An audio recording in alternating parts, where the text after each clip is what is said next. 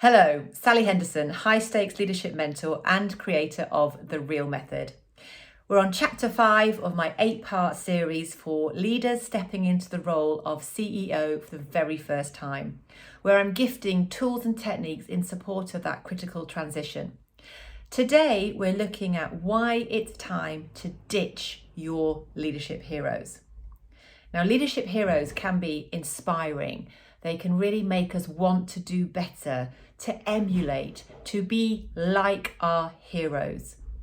And that's why when you reach that critical level of seniority as a CEO for the first time, it's time to ditch your leadership heroes because you do not want to be trying to be like somebody else. There's a danger you can end up in leadership no man or no woman's land, where you're neither like yourself nor like the other person.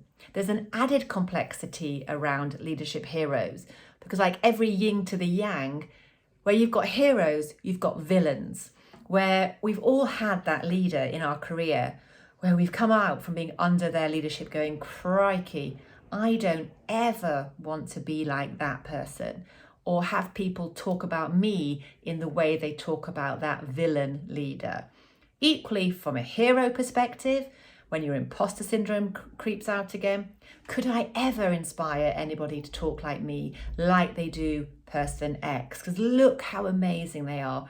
We tend to put our heroes up there on pedestals. You want to be, as a CEO, leading in your own unique right.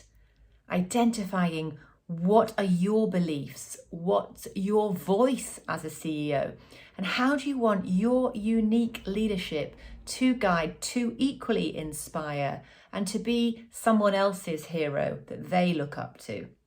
You can't achieve that if you don't know who you are and what you stand for. I'll give you an example. I was working with a CEO who was incredibly successful a good few years ago now, and they went through my program and they did a leadership vision board, which I talked about in chapter 4. And I said I'd be going back to that tool today. They did a leadership vision board when they first created theirs. And interestingly, they did resist doing a leadership vision board for quite a long time. Everything in their leadership vision board was what they admired about somebody else, a different leader. So it had images of these other iconic leadership figures in it. That's never going to be an effective leadership vision board because you'll always be trying to be like somebody else. And that's a tough, if not an impossible ask.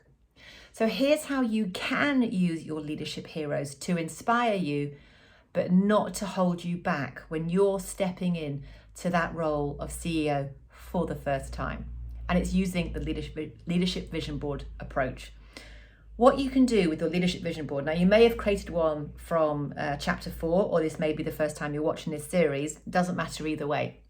But you're looking at a leadership vision board, and to create it, you're looking at images and traits that inspire you about how you see, and also reflect honestly how you see your leadership.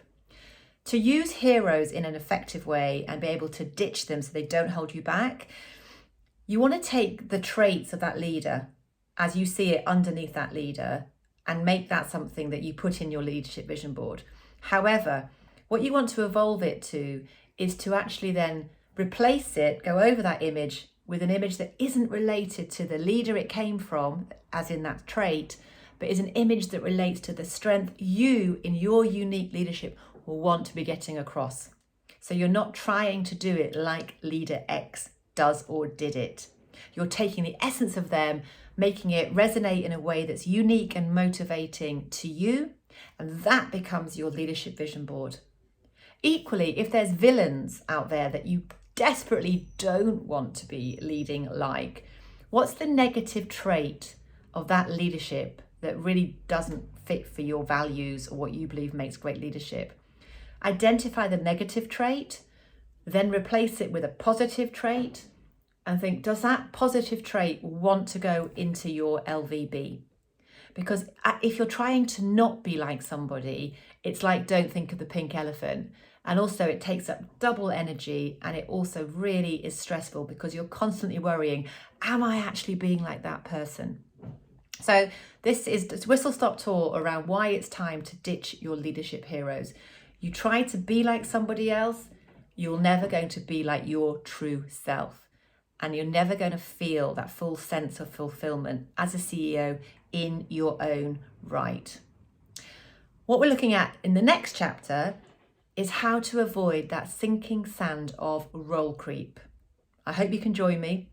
Please do share this series. It's here to help, and I'll see you next time. Bye.